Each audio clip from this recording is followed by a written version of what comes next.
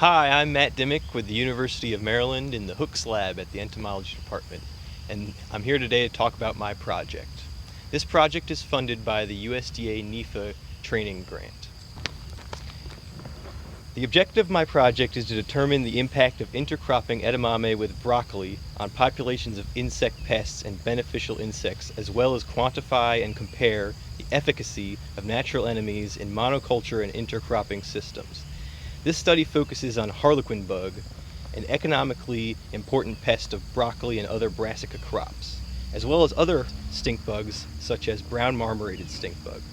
The harlequin bug is difficult to manage, especially in organically produced crops. Organic products are generally ineffective and natural enemies have a very limited impact. However, on occasion, harlequin bug egg masses have been found on soybean or edamame plants, and in each of those instances, those eggs were parasitized.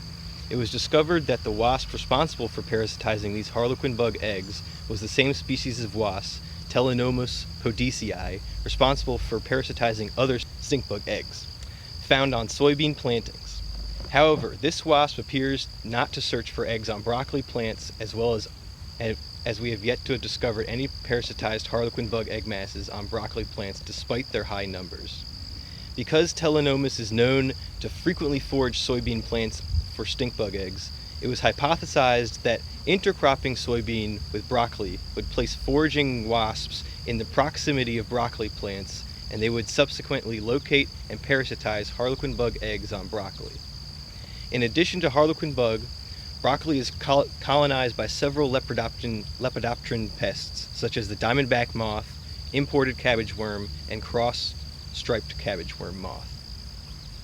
This intercropping system may also impact population dynamics of these pests as well as their natural enemies. In addition, the presence of broccoli may also influence insects associated with the edamame. Thus, there are several goals of this study. This includes determining treatment impact on 1. Rates of parasitism in harlequin bug eggs on broccoli plants, 2. Abundance of caterpillar pests and beneficials on broccoli, 3. Parasitism rate of stink bug eggs on edamame, 4. Number of pests and beneficial arthropods found on edamame, and 5. Broccoli and edamame yield. To accomplish these goals, 3 experimental treatments were established. This included edamame monoculture, broccoli monoculture, and broccoli and edamame intercropping. Treatments were replicated 4 times and arranged in randomized complete block design. To quantify treatment impact of these insect populations, weekly visual counts were conducted on broccoli plants and edamame plants were sampled weekly with a sweep net. Additionally, regular scouting of edamame plants was conducted to locate stink bug egg masses. Once found, egg masses were marked and observed regularly until they hatched, were parasitized by wasps, eaten by predators, or failed to hatch for unknown reasons. Similarly, on several occasions, broccoli plants were searched for harlequin bug egg masses, and when found, they were marked, monitored until their fate could be determined, and characterized similar to stink bug eggs.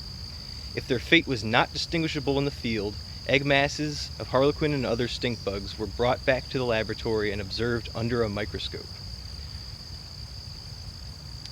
Interior rows of broccoli were harvested, weighed, and graded as marketable or unmarketable to determine overall yield.